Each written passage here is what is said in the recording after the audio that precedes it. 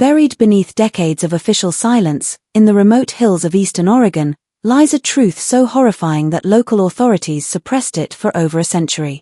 Not to disease, not to accidents, but to something far more sinister. More than 800 pioneers vanished between 1852 and 1888 along a 20-mile stretch of the Oregon Trail. A modest wooden structure that promised salvation to dying travelers, the Sacred Heart Chapel was actually the epicenter of the most methodical mass murder scheme in American frontier history. So calculated, so ruthlessly efficient was the family enterprise that began as isolated disappearances, that it redefined evil itself. An art form is what the Grayson family perfected killing into. They didn't just kill for money. Meticulous records of every life they took, every family they destroyed, every dream they buried in shallow graves were kept by them. Before we descend into the darkness that consumed the Grayson family and their victims, something of you I need to ask. Only for those brave enough to confront the most disturbing truths hidden in America's past, this channel isn't for everyone. Now, subscribe if you're one of the few who can handle these dark revelations and leave a comment telling me what state you're listening from. The stories that others dare not tell are uncovered with your support. When the Oregon Trail promised hope but delivered horror, let's journey back to 1852. Like a lifeline across the American frontier, the Oregon Trail stretched, carrying dreams westward through 2,000 miles of unforgiving wilderness. For the thousands of families who sold everything they owned for a chance at a new life, both hope and peril were represented by each mile. Countless lives were claimed by disease, starvation, and natural disasters. But in the rolling hills of eastern Oregon, a different face was worn by death. One that smiled with Christian compassion while calculating the value of a family's possessions. The Eye. The peak of Oregon Trail migration was marked by the year 1852, with over 50,000 people making the treacherous journey west. They had already traveled nearly 1,800 miles by the time most wagon trains reached the Blue Mountains of Oregon. Families were exhausted. Supplies were running low and the weakest members were often succumbing to trail fever, dysentery, and other ailments that turned dreams of prosperity into desperate struggles for survival. It was in this landscape of vulnerability that Father Macabre Grayson established the Sacred Heart Chapel in 1851. Perched on a hill overlooking a natural stopping point along the trail sat the weathered wooden structure, a place where weary travelers often paused to rest their oxen and bury their dead. To passing pioneers, divine providence was represented by the chapel, a beacon of hope in the wilderness where they could seek spiritual comfort and, if needed, proper Christian burial for their loved ones. Claiming to be a traveling missionary, Father Macabre, a tall, gaunt man in his 40s with penetrating gray eyes and a voice that commanded respect, had arrived in Oregon territory. He spoke eloquently about his calling to serve the spiritual needs of westward-bound families, and his knowledge of Scripture seemed genuine enough to convince even the most skeptical travelers. Beside him stood his devoted wife, who took the name Sister Constance, a woman whose gentle manner and apparent medical knowledge made her invaluable to families struggling with sick children and dying relatives. The trio that would become synonymous with both salvation and damnation was completed by Brother Ezekiel, Marai's younger sibling.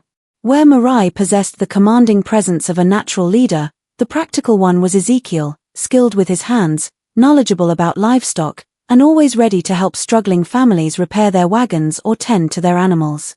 An image of Christian charity that drew desperate families like moths to a flame was created together by the three.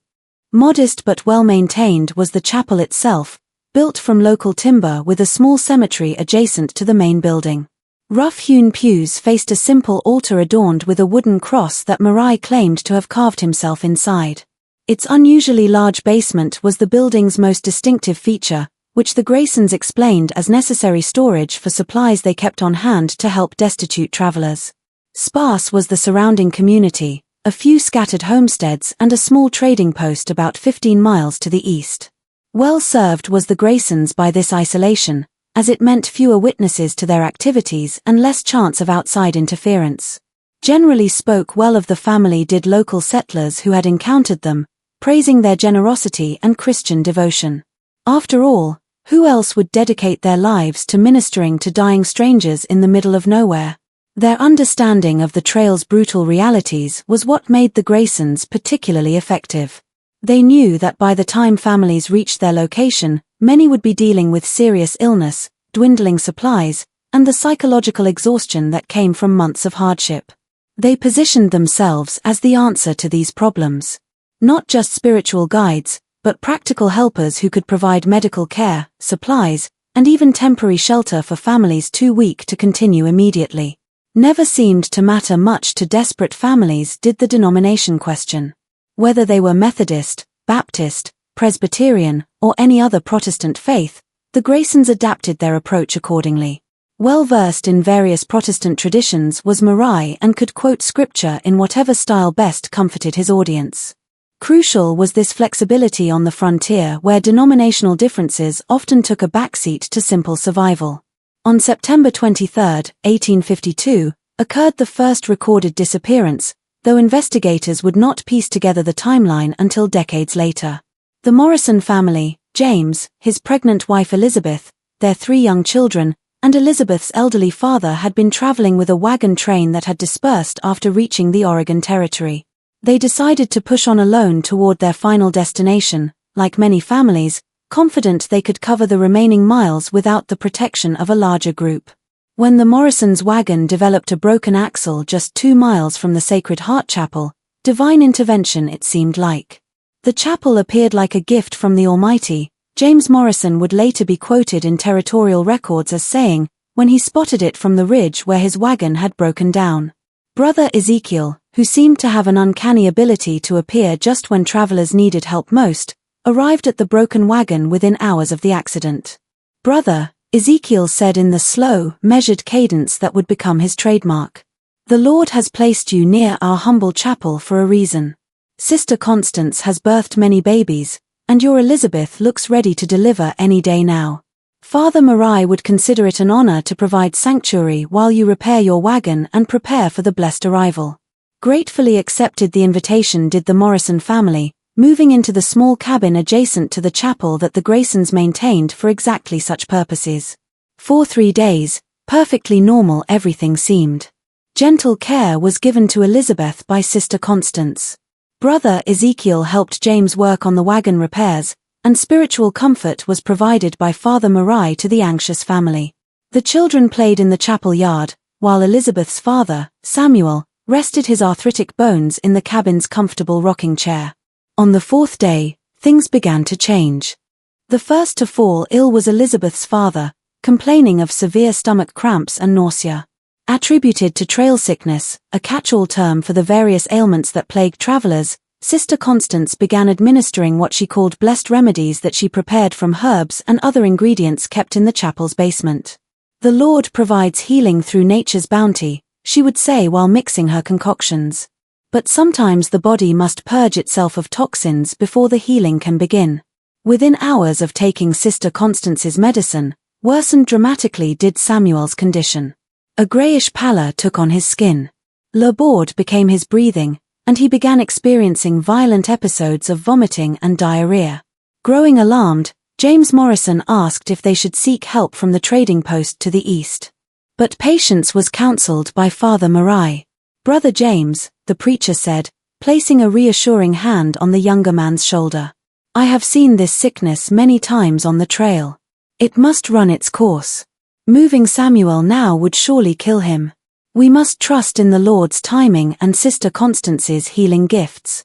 By the 6th day, similar symptoms began showing young Tommy Morrison, age 7, then his sister Mary, age 5.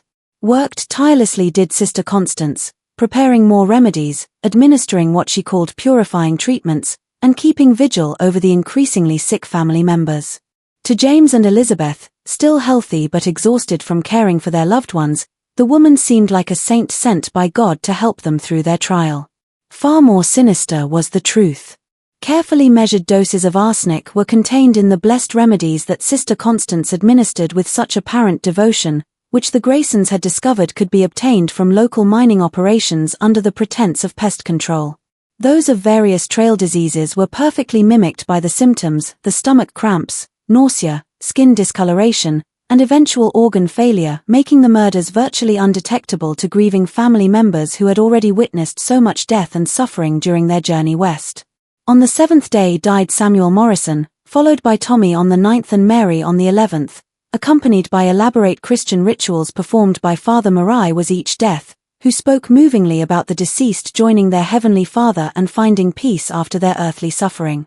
The rapid succession of deaths was never questioned by the remaining family members, devastated by grief, but grateful for the Graysons' spiritual support.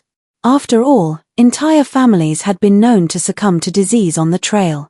What they didn't know was that each night after the grieving survivors had exhausted themselves with weeping and prayer, systematically searched through the family's possessions would Brother Ezekiel, making detailed inventories of everything of value. Relatively prosperous back in Missouri had been the Morrisons, and their wagon contained fine furniture, quality tools, family heirlooms, and a substantial amount of gold coins that James had sewn into hidden pockets of his clothing. On the 12th day, the telltale symptoms began experiencing James Morrison himself.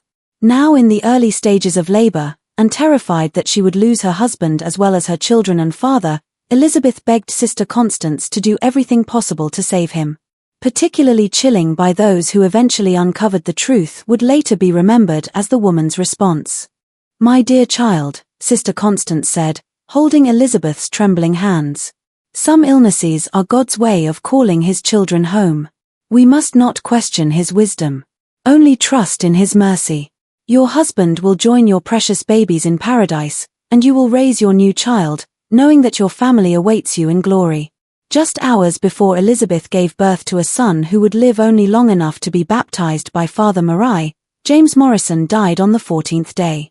When Elizabeth herself succumbed to the same mysterious illness 3 days later, the entire Morrison family had been wiped out in less than 3 weeks. To any outside observer who might have inquired about the family's fate, a perfectly reasonable explanation was had by the Graysons. Sick and exhausted from the trail had arrived the Morrisons, had contracted a virulent form of dysentery that sometimes struck entire families, and had died despite the best efforts of Christian caregivers who had risked their own lives to provide comfort in their final hours. Proper Christian burial in the chapel cemetery had been given to them by Father Murray, and their possessions had been consecrated to the Lord's work, a euphemism for theft that sounded appropriately pious. But only the beginning was the Morrison family's disappearance. Something that would transform their lives and terrorize the Oregon Trail for the next 36 years had been discovered by the Graysons. Murder, when executed with sufficient planning and religious justification, could be extraordinarily profitable. Valuable lessons that would shape their methodology for decades to come were taught to the Graysons by the success of their first family annihilation. They learned that isolated families were easier targets than those traveling in groups, that the gradual onset of arsenic poisoning perfectly mimicked common trail ailments, and that almost unlimited credibility with desperate, grieving people who needed someone to blame besides God for their suffering was given to them by their religious authority. Subtle modifications to support their murderous enterprise were undergone by the chapel itself. Expanded and divided into sections was the basement, one area for storing victims' possessions, another for preparing arsenic solutions, and a third that served as a temporary morgue where bodies could be kept while the Graysons decided on disposal methods. They also dug a series of unmarked graves in a grove of trees behind the chapel, locations that would eventually hold the remains of hundreds of their victims. Valuable time to plan and prepare for the next year's killing season was provided to the Graysons by the winter of 1852 to 1853. They used the months when the trail was largely empty to sort through the Morrison family's possessions, deciding what to keep, what to sell, and what to hide. They also made their first contact with black market dealers in larger Oregon settlements, establishing relationships with men who asked no questions about the origins of the goods they purchased. Particularly adept at this aspect of their operation proved Brother Ezekiel. His honest face and straightforward manner made him believable when he claimed to be selling possessions on behalf of families who had decided to return east or had died of natural causes. He learned to space out his sales across multiple communities and to target different types of buyers for different categories of goods. Fine furniture and household items went to wealthy settlers looking to improve their homes. Tools and farming equipment were sold to practical farmers. Jewelry and precious metals found their way to merchants who specialized in such items. From amateur killers into professional predators with a sophisticated understanding of their craft, had the Graysons transformed by spring 1853. They had resolved the practical problems of victim selection, murder methodology, body disposal, and profit realization. More importantly, a public persona that made them virtually above suspicion had been created by them. Renewed trail traffic and fresh opportunities for the Grayson family enterprise were brought by the spring of 1853. Their second major success came in May when they encountered the Hoffman family, German immigrants who spoke limited English and were traveling with a wagon full of valuable possessions, including fine craftsmanship tools, quality textiles, and a substantial amount of gold coins that represented their life savings. Ideal victims in many ways were the Hoffmans. Their language barrier made them dependent on the Graysons for communication with other travelers. Their foreign customs made them seem exotic and potentially suspicious to other trail users, and their obvious wealth made them attractive targets. Additionally, their limited English meant they were less likely to understand subtle warnings or to effectively communicate concerns to other travelers. A skilled clockmaker was the family's patriarch, Heinrich Hoffmann, who had brought his tools and trade goods to establish a business in Oregon. Pregnant with their fourth child was his wife, Greta, and their 3 existing children ranged in age from 6 to 12. When mechanical problems with their wagon forced them to seek help near the Sacred Heart Chapel, another opportunity to perfect their deadly craft was seen by the Graysons. This time they experimented with different approaches. Instead of waiting for the family to develop natural illness, small doses of arsenic almost immediately began administering Sister Constance, disguised as preventive medicine to ward off trail diseases. She convinced the family that the blessed protection she offered would keep them healthy during their recovery period. "My God," Heinrich said in his broken English when Sister Constance first offered her medicine. "You are so kind to strangers. God will bless you for helping us." "God has already blessed us," Sister Constance replied with practiced sincerity, "by giving us the opportunity to serve his children in their time of need." Nearly a month to complete took the Hoffman family's murder, but the extended timeline allowed the Graysons to thoroughly inventory their possessions and establish detailed plans for disposing of the valuable clockmaking tools and trade goods.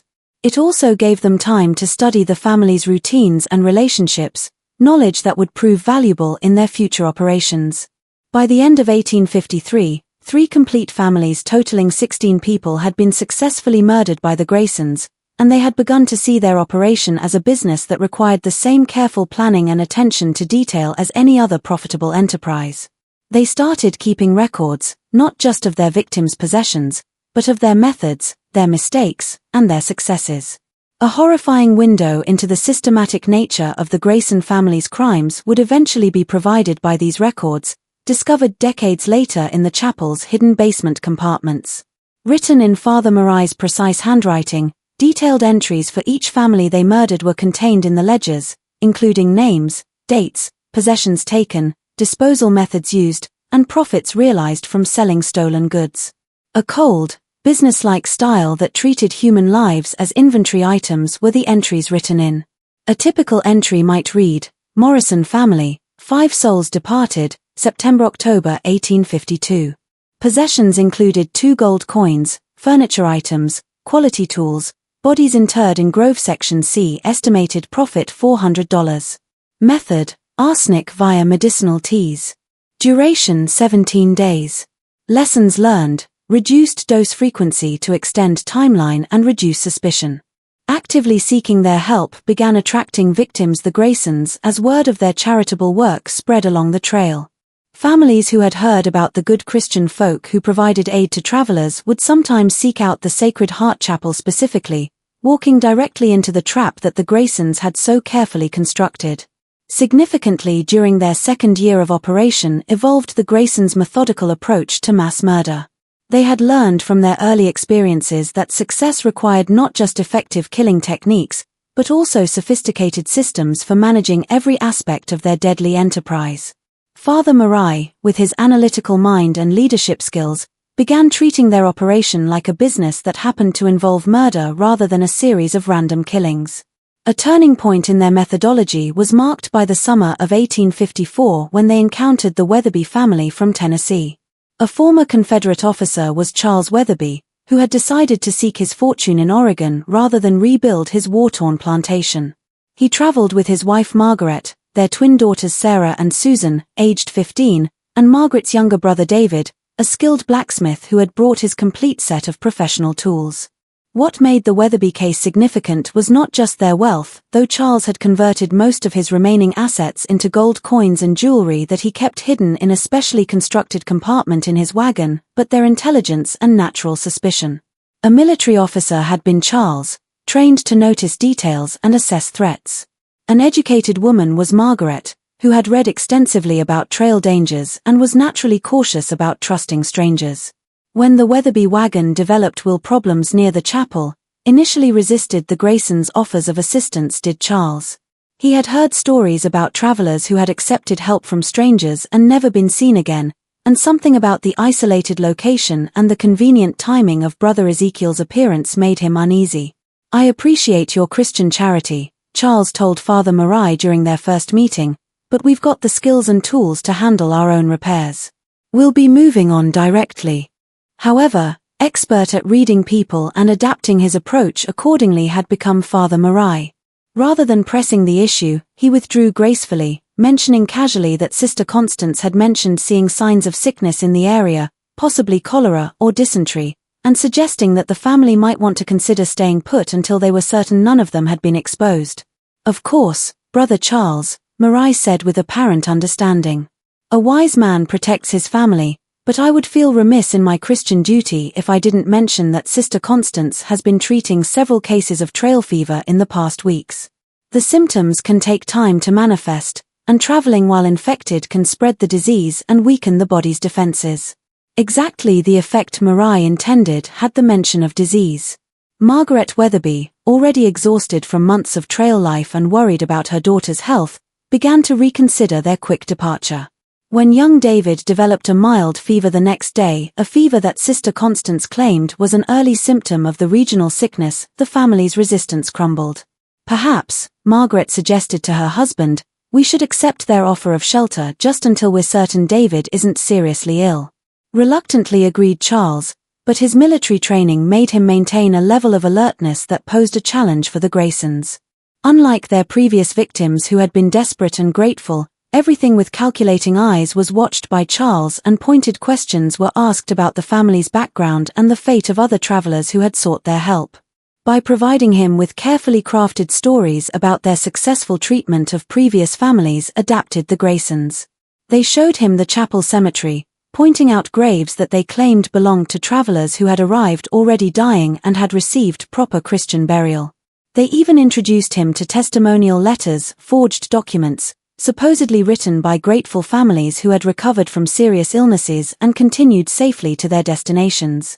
"Brother Charles," Father Murray said one evening as they sat on the chapel porch, "I understand your caution. A man who has served his country learns to trust carefully. But consider this, if we meant you harm, would we not have acted by now? Would we not choose easier targets than a trained soldier with weapons and watchful eyes?" Subtle but effective was the psychological manipulation. By acknowledging Charles's suspicions and military background, respected and intelligent was made to feel Charles. By pointing out that he would be a difficult target, less likely was made to seem the idea of being targeted.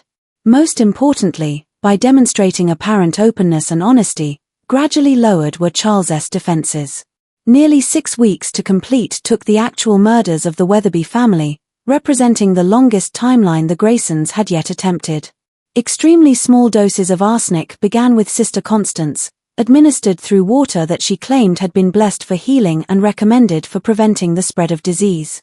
So small were the doses that very gradually developed the symptoms, appearing to be natural illness rather than poisoning. First succumbed David, the youngest and physically weakest member of the family. His death seemed to confirm Sister Constance's warnings about the regional sickness, and the family's gratitude for her care during his final days made them even more trusting of her medical knowledge. Next was Margaret, developing symptoms that Sister Constance attributed to the strain of nursing David through his illness. Patterns that disturbed him began to be noticed by Charles, trained to analyze battlefield situations.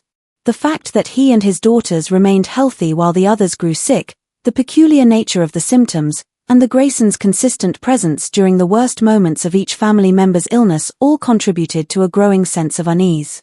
A crisis point reached his suspicions when he discovered Brother Ezekiel examining the contents of his wagon late one night. When confronted, claimed Ezekiel he had been checking to ensure that their possessions were secure and that wild animals hadn't gotten into their supplies. Plausible was the explanation, but otherwise told him Charles's instincts. "Margaret," he said to his dying wife the next morning, "I think we need to leave this place. Something isn't right here." But too weak to travel was Margaret, and moving her would likely have killed her.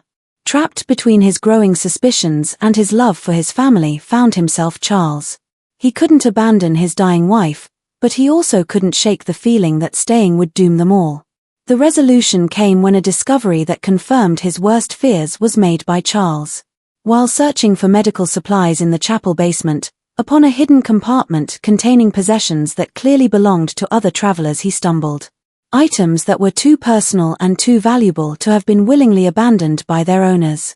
Among the hidden possessions, a child's doll that showed signs of recent ownership was found by him, a pocket watch engraved with a name he didn't recognize, and most damning of all, a letter addressed to someone in Oregon City that bore a recent date but had obviously never been sent.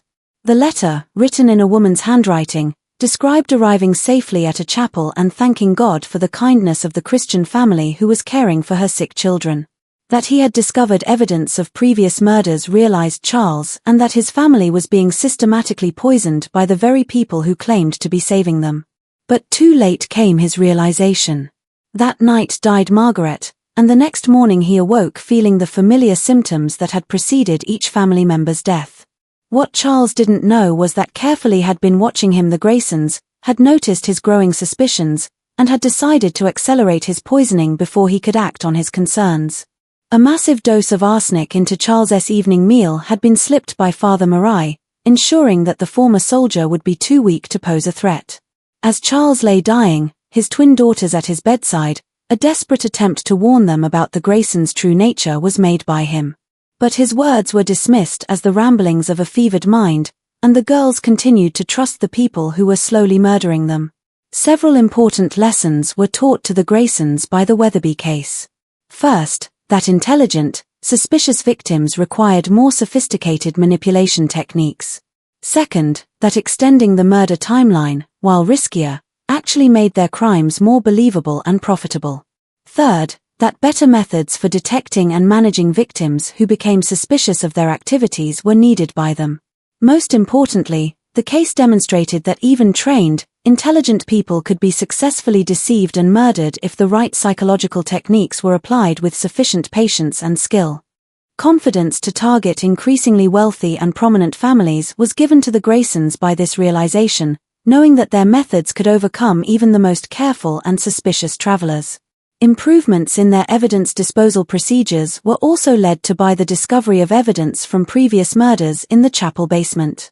They began burning personal items that could identify victims, melting down jewelry and precious metals to eliminate identifying marks, and creating more sophisticated hiding places for possessions that they intended to keep or sell later. By the end of 1854, 23 people in 7 families had been murdered by the Graysons, and their operation had become a sophisticated criminal enterprise that generated substantial profits while maintaining complete secrecy. They had also begun perhaps, said Marai finally, Sister Constance should prepare a stronger remedy for you, something to help you rest more peacefully. That he was proposing to kill her immediately rather than wait for the gradual poisoning to take effect, understood Catherine. That's very thoughtful, she said, but I think I'll try to sleep naturally first. I'm afraid I must insist, replied Marai, and his hand moved to something concealed beneath his coat. What happened next would haunt Catherine Patterson for the rest of her life. As Marai stepped toward her, apparently intending to force her back to the cabin, from behind the wagon emerged Emily Patterson. Despite her weakness from the poison, with Thomas's pistol had managed to arm herself. Step away from my sister, said Emily, her voice weak but determined. Toward this new threat turned Marai, and in that moment of distraction, a heavy iron tool from the wagon was grabbed by Catherine and she struck him in the head. Not fatal was the blow, but it stunned him long enough for the 2 women and the child to begin their desperate escape. Just as Brother Ezekiel emerged from the main building, alerted by the commotion, pulled away from the Sacred Heart Chapel the wagon. The last thing seen by Catherine as they fled was Ezekiel running toward the cabin where the rest of their family lay dying, probably to finish what the poison had started. A nightmare of fear, exhaustion, and grief was the escape journey. Weakened by weeks of poisoning, Emily could barely remain conscious, leaving Catherine to drive the wagon while caring for Timothy and watching for pursuit. No clear idea where they were going had they, only the desperate knowledge that they had to reach help before the Graysons could catch them or the poison could claim Emily's life. For 3 days, through unfamiliar territory traveled they, following what appeared to be old hunting trails and hoping to encounter other travelers or settlements. Traumatized by the loss of his family and the terrifying escape, Timothy barely spoke. In and out of consciousness drifted Emily, sometimes calling for her dead children and husband. On the 4th day, a military patrol from Fort Dalles was encountered by them, soldiers who were investigating reports of Indian activity in the area. So extraordinary was Catherine's story of murder and poisoning at the Sacred Heart Chapel that the patrol leader initially assumed she was delirious from illness or trauma. But evidence with her had brought Catherine, a vial of Sister Constance's medicine that she had saved, samples of the white powder she had seen being added to the treatments, and several items from their wagon that she had observed Brother Ezekiel examining suspiciously.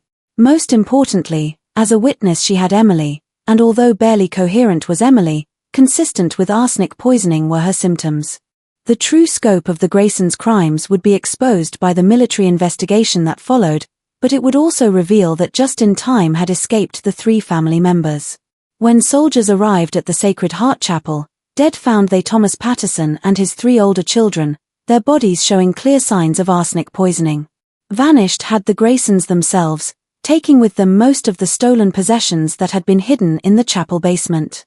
Their first glimpse into the systematic nature of the Graysons' murders was provided to investigators by the discovery of the basement storage areas. Hidden compartments contained possessions from dozens of families, carefully sorted and catalogued. Most shocking of all were the detailed records that Father Murray had kept, documenting each family's murder with the cold precision of a business ledger. That the Patterson family had been the Graysons' 37th intended victim group was revealed by the records, and that over a period of less than 3 years, more than 150 people had been murdered by them. Not just the murders themselves were described in the entries, but also the profits realized from selling stolen goods and the lessons learned from each successful operation. The beginning of the end for the Grayson family enterprise was marked by Catherine Patterson's survival and testimony, but it would take years for authorities to fully understand the scope of their crimes and track down the perpetrators. Meanwhile, through trail communities sent shockwaves the knowledge that such evil could hide behind a facade of Christian charity, and fundamentally changed how travelers approached strangers offering help. Devastating and permanent was the psychological impact on the 3 survivors. Never fully recovered Emily Patterson from the arsenic poisoning and died within a year of their escape, her body too damaged by the toxic treatments to sustain life. To adulthood grew Timothy, bearing the scars of his childhood trauma, never able to trust religious authorities and plagued by nightmares about the chapel and the deaths of his family members. Obsessed with exposing the Graysons and ensuring that they faced justice for their crimes became Catherine Patterson. Testimony was provided by her to military investigators, territorial authorities, and eventually federal marshals, becoming the primary witness whose survival made prosecution possible. Crucial in understanding the full extent of their criminal enterprise would prove her detailed recollections of the family's methodology and the contents of their secret records. But not idle during their escape from the Sacred Heart Chapel had been the Graysons. With years of experience in covering their tracks and substantial financial resources accumulated from their victims, they had prepared for the possibility of discovery and had developed contingency plans for continuing their operations in new locations. In earnest began the manhunt for the Grayson family in the fall of 1855, but several crucial advantages that allowed them to evade capture for nearly 2 years were possessed by the fugitives. They possessed detailed knowledge of remote areas throughout Oregon Territory, substantial financial resources from their years of murder and theft, and most importantly, the ability to create new identities and establish themselves in communities where their past was unknown. Challenges unlike any he had previously encountered faced Federal Marshal William Harris, assigned to lead the investigation. Not ordinary criminals who had committed a single crime and fled were the Graysons. They were organized killers who had operated successfully for years by exploiting the trust and vulnerability of their victims. So convincing had been their religious facade that many people who had encountered them refused to believe they were capable of murder. "These aren't desperate men who killed in a moment of passion," Marshall Harris wrote in his official report. "These are calculating predators who turned murder into a business enterprise. They understand how to manipulate people's faith and charity for evil purposes, and they have the resources and intelligence to reinvent themselves whenever necessary." In the spring of 1857 came the breakthrough in the investigation when authorities in California reported suspicious activities at a remote mission station near the Oregon-California border. Suddenly, in a location that provided access to multiple wagon train routes, had appeared the mission of Divine Mercy, and travelers who stopped there for help were reportedly disappearing under mysterious circumstances. A man calling himself Father Benedict Morrison and his two assistants, Sister Mary Morrison and Brother Thomas Morrison, was the mission operated by.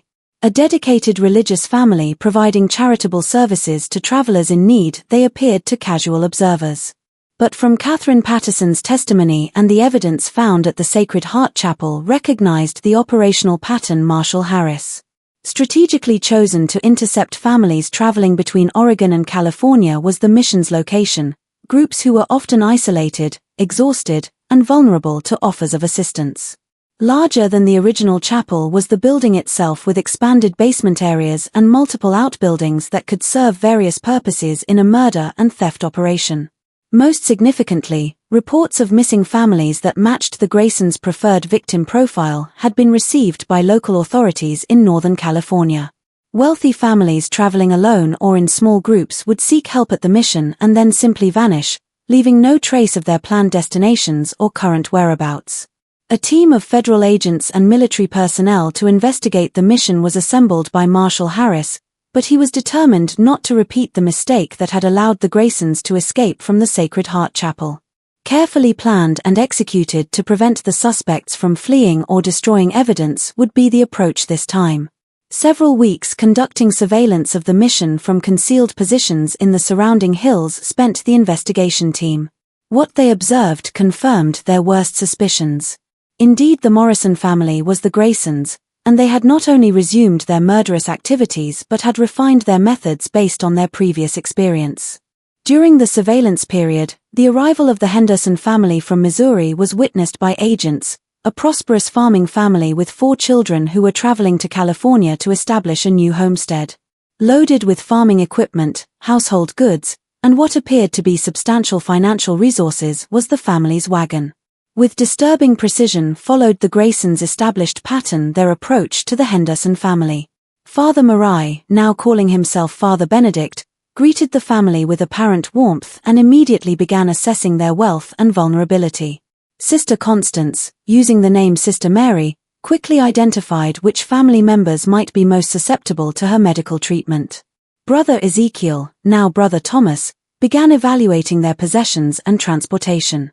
But new elements in the Graysons' operation that demonstrated how their methods had evolved were also observed by the surveillance team.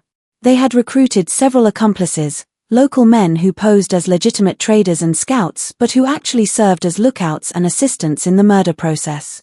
They had also developed more sophisticated techniques for disposing of bodies and concealing evidence. Most chilling of all, different approaches to family annihilation were observed being tested by the agents the Graysons. Rather than relying solely on gradual arsenic poisoning, they experimented with faster-acting methods that could eliminate entire families within days rather than weeks. They had apparently concluded that their previous timeline was too risky and that quicker murders would be less likely to attract attention. A terrible dilemma was faced by Marshall Harris as he watched the Henderson family being drawn into the Graysons' trap. Intervening immediately might save the Henderson family, but it would also allow the Graysons to escape again, potentially to resume their activities elsewhere.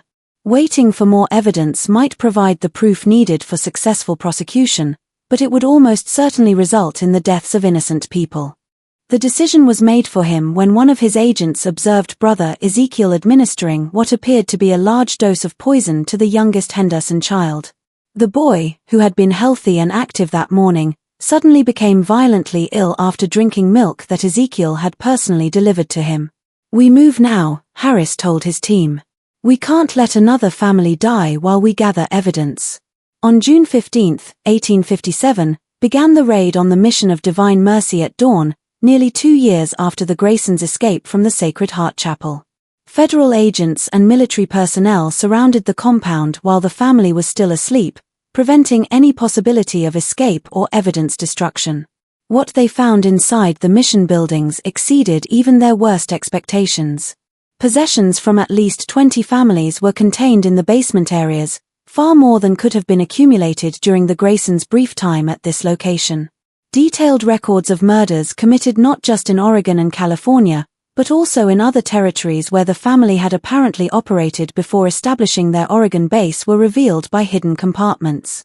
A picture of criminal enterprise that spanned more than a decade and multiple states was painted by the records.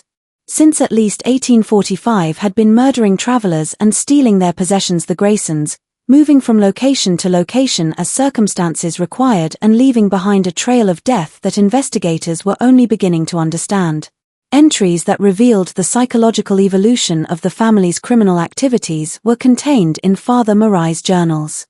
Early entries showed some evidence of guilt and religious justification for their actions, with Marai convincing himself that he was providing mercy to suffering travelers while being rewarded by God for his charitable work. But a complete abandonment of any moral considerations was demonstrated by later entries. Purely in terms of profit and efficiency were the murders described, with detailed analysis of which methods produced the best results and which types of victims offered the greatest rewards. Like the business records of a particularly successful enterprise, read the journals, with human lives reduced to inventory items and murder treated as a routine operational procedure. Most disturbing of all were the entries describing the family's future plans. Schemes for expanding their operation to include multiple locations had been developing by Marai, with different family members running separate murder sites along various travel routes. He had also been experimenting with ways to kill larger groups of people simultaneously, apparently motivated by the inefficiency of murdering families one by one. The lives of the Henderson family were allowed to be saved by the capture in the early stages of poisoning, and first-hand testimony about the Graysons' methods was obtained by investigators. Detailed accounts of how the family had been manipulated and how the poisoning process had been disguised as medical treatment were provided by James Henderson, the family patriarch. "They seemed like angels sent by God," Henderson told investigators. "Sister Mary was so gentle with our children, so knowledgeable about treating sickness. Father Benedict spoke with such authority about Scripture and God's will. If someone had told me they were murderers, I would have called them crazy." Sophisticated enough to deceive intelligent, educated people who had been specifically warned about the dangers of trusting strangers on the trail were the psychological manipulation techniques that the Graysons employed. Their religious authority, combined with their apparent medical knowledge and genuine charitable actions, created a facade that was nearly impossible to penetrate until it was too late. No remorse for her role in the murders showed Sister Constance when finally questioned by authorities. Instead, anger at being prevented from completing her medical treatments was expressed by her, and she insisted that the families they had killed were better off dead than continuing to suffer from trail diseases. "Those people were dying anyway," she told Marshal Harris during her interrogation. "We gave them comfort in their final days and ensured that their possessions went to support God's work rather than being wasted. We provided mercy that they wouldn't have received otherwise." His silence throughout the interrogation process maintained Brother Ezekiel, refusing to provide any information about their activities or express any opinion about their crimes. That he viewed himself as a faithful follower who had simply obeyed orders without questioning their moral implications was suggested by his behavior. A completely different personality when confronted with evidence of his crimes displayed Father Marai. The charming, authoritative preacher disappeared, replaced by a cold, calculating killer who showed no emotion when presented with testimony from survivors or evidence of his victims' suffering. "You people don't understand what we accomplished," he told investigators. "We eliminated the weak and the diseased. We redistributed wealth from those who couldn't protect it to those who could use it effectively, and we provided spiritual comfort to people who would have died horrible deaths anyway. "We were instruments of natural selection and divine will." Continued to expand did the scope of the Graysons' crimes as investigators analyzed their records and connected them to unsolved disappearances throughout the Western Territories. Families that had vanished without explanation, isolated graves discovered by later travelers, and reports of mysterious illnesses at remote religious sites all began to form a pattern that pointed to the Graysons' involvement. By the time the investigation was complete, to the murders of more than 800 people across multiple states and territories, had authorities connected the family. Likely higher was the actual number, as many of their victims had been transient families whose disappearances had never been officially reported or investigated. In September 1857 began the trial of the Grayson family, and quickly became one of the most sensational criminal proceedings in American frontier history. The challenge of presenting evidence of crimes that had been carefully concealed and victims who were no longer alive to testify was faced by the prosecution, led by Territorial Attorney General Samuel Morrison. The key to the prosecution's case was the meticulous records that Father Murray had kept throughout their criminal career. These journals provided detailed accounts of individual murders, methods used, possessions stolen, and profits realized. Written in Murray's own handwriting and containing information that only the perpetrators could have known, the records served as confessions that could not be disputed or explained away. Crucial context for understanding how the murders were carried out and how the family had been able to deceive their victims so effectively was provided by Catherine Patterson's testimony. Both the systematic nature of the Graysons' methods and the psychological manipulation techniques they employed to maintain control over their victims were demonstrated by her survival story. That the Graysons had continued and refined their murderous activities even after their escape from the Sacred Heart Chapel was shown by the Henderson family's testimony. That the family had learned from their previous mistakes and had developed even more efficient methods for killing entire families quickly was proved by their account of the attempted murders at the Mission of Divine Mercy. Perhaps most damaging to the defense was the physical evidence found at both the Sacred Heart Chapel and the Mission of Divine Mercy. Not just possessions from murdered families, but also the tools and supplies used in the poisoning process, detailed maps showing the locations of unmarked graves, and correspondence with black market dealers who had purchased stolen goods had been discovered by investigators. That the family had been providing legitimate medical care to sick travelers and that the deaths had been caused by diseases contracted during trail travel rather than deliberate poisoning was attempted to be argued by the defense attorneys. They suggested that the possession of other families' belongings could be explained by legitimate purchases or inheritance from grateful patients who had died despite their care. But that the patterns of death at locations operated by the Graysons were statistically impossible unless deliberate murder was involved was able to be demonstrated by the prosecution. That the symptoms described by survivors were consistent with arsenic poisoning rather than natural trail diseases was confirmed by expert medical testimony. Most importantly, their activities as murder committed for profit rather than medical treatment provided for charitable purposes were clearly described by the family's own records. Lasted 6 weeks did the trial and attracted national attention as newspapers across the country reported on the systematic murder of trail families by people posing as Christian missionaries. The vulnerability of westward migrants and the ease with which predators could exploit the trust and desperation of families seeking help in isolated areas was highlighted by the case. On charges of multiple murder was convicted Father Murray Grayson and sentenced to death by hanging. Also convicted of murder was Sister Constance Grayson and sentenced to life imprisonment, making her one of the first women in American frontier history to receive such a severe sentence for criminal activity. As an accessory to murder was convicted Brother Ezekiel Grayson and sentenced to 20 years in territorial prison. The end of one of the most horrific criminal enterprises in American frontier history was marked by the executions and imprisonment of the Grayson family. But far beyond the immediate victims and their families extended the impact of their crimes. Fundamentally changed how travelers approached offers of help from strangers was the case and led to increased military patrols along major travel routes. Forced to confront the reality that their faith and charitable instincts could be exploited by predators who understood how to manipulate Christian charity for evil purposes were religious communities throughout the frontier territories. That their efforts to help travelers were met with suspicion and fear found many legitimate missionaries and religious workers, as people struggled to distinguish between genuine charitable work and potential criminal activity. Significant weaknesses in frontier law enforcement and communication systems were also exposed by the Graysons' crimes. For more than a decade without detection had been able to operate the family partly because there was no effective way for authorities in different territories to share information about suspicious activities or missing persons. Improvements in interterritorial communication and the establishment of more systematic approaches to investigating missing persons reports were led to by the case.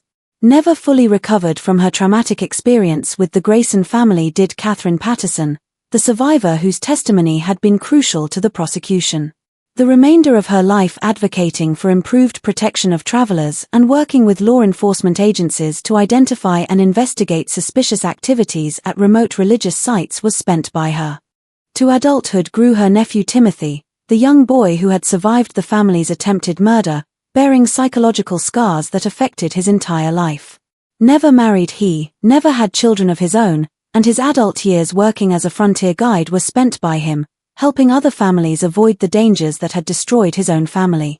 Abandoned and eventually destroyed by local communities that wanted to eliminate all traces of the horrible crimes that had been committed, there were the physical locations where the Graysons had operated. To the ground was burned the Sacred Heart Chapel in 1858, and the Mission of Divine Mercy was dismantled and its materials used for other construction projects. But for generations lingered the psychological impact of the Graysons' crimes. Stories about the false missionaries who had murdered hundreds of innocent people were told by families throughout the Western Territories, using these tales as warnings about the dangers of trusting strangers who offered help on isolated trails. Disturbing questions about the nature of evil and the capacity for ordinary people to commit extraordinary crimes were also raised by the case. Obviously deranged or visibly dangerous individuals had not been Father Murray, Sister Constance, and Brother Ezekiel. Intelligent, articulate people who had successfully posed as charitable Christians for more than a decade had they been. Fundamental assumptions about human nature and the reliability of religious authority were challenged by their ability to maintain their facade while systematically murdering innocent families. That evil could be methodical, organized, and sustained over long periods by people who appeared to be pillars of their communities was demonstrated by the case. Perhaps most disturbing of all was the realization that the Graysons had genuinely believed that their actions were justified and had convinced themselves that they were performing a service by eliminating weak and diseased travelers while redistributing their possessions to more deserving recipients. A form of moral corruption that was far more dangerous than simple greed or desperation was suggested by their self-righteousness and lack of remorse.